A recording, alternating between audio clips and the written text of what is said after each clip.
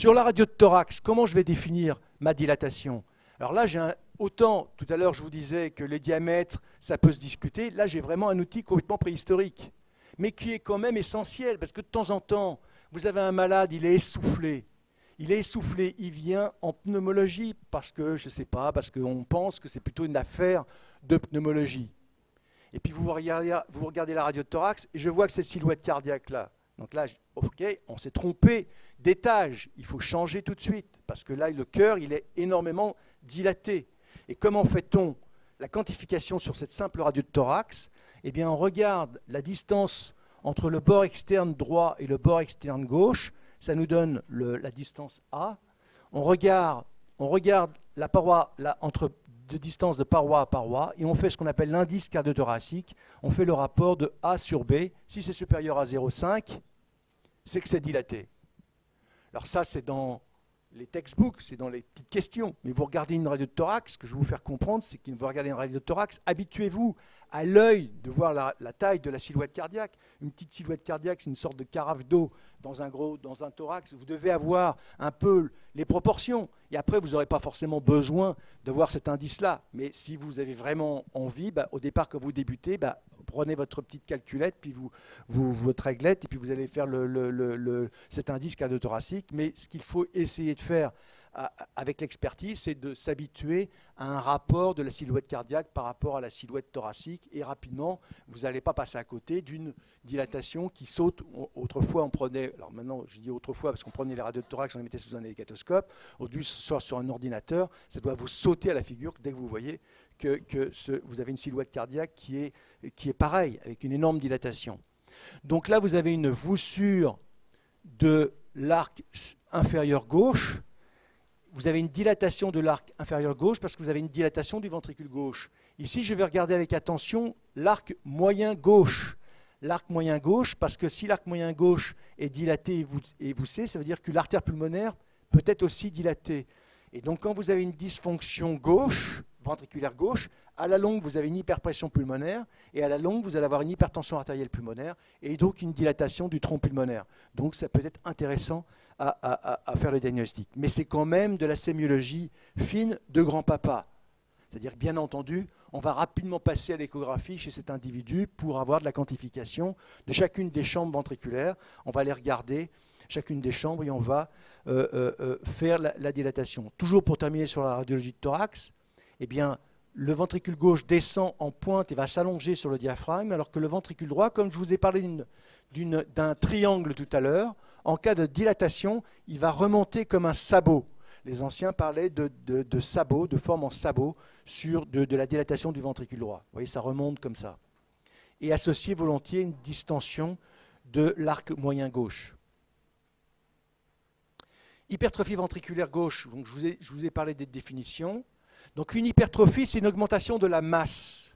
Cette masse augmentée peut être associée à une augmentation du volume de la cavité, ou au contraire peut être associée à un petit volume ventriculaire gauche. Par exemple, dans une cardiopathie hypertrophique du sujet jeune, qui est responsable de mort subite sur les stades, donc ça fait pleurer dans les chaumières. Quand on voit à la télé un gars qu'on n'a pas pu réanimer, on le prend en photo, que vous avez vu ces images-là, c'est assez dramatique, de footballeurs qui sont morts ou de basketteurs qui sont morts sur le terrain. Donc parce que la cardiopathie hypertrophique primitive, c'est une contre-indication absolue à la pratique du sport d'une façon intensive. Et ce n'est pas franchement facile de temps en temps de faire la distinguo entre cette maladie primitive, musculaire, et l'hypertrophie du sportif, qui court comme des lapins toute la journée, ils font 6-7 heures de course par jour. Un footballeur professionnel, il travaille comme un dingue, donc à la fin, il a aussi un muscle qui est un peu épais, mais il a une cavité qui est subnormale, d'accord? Alors que l'hypertrophie ventriculaire maladie, il va avoir une cavité qui va être petite par rapport à l'augmentation de sa masse.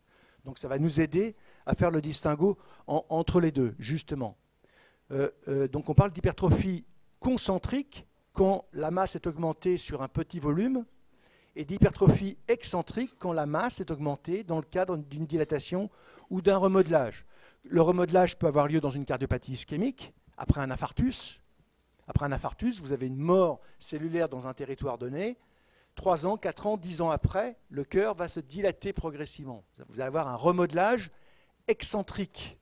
la cavité va augmenter et la taille du muscle, le poids du muscle va aussi augmenter. Vous allez avoir à la fin une hypertrophie excentrique. À l'inverse d'une cardiopathie hypertrophique où, par exemple, un modèle simple à comprendre, c'est l'hypertension artérielle. Quand vous allez avoir une hypertrophie, la pompe à vélo, qui à la longue, après 10 ans, pousse sur une tension qui est anormalement forte, eh bien le muscle va avoir tendance à s'hypertrophier. Il va augmenter de poids, le poids va augmenter un tout petit peu, et la cavité va diminuer. C'est un modèle d'hypertrophie d'obstacle pur, de surcharge en pression pure.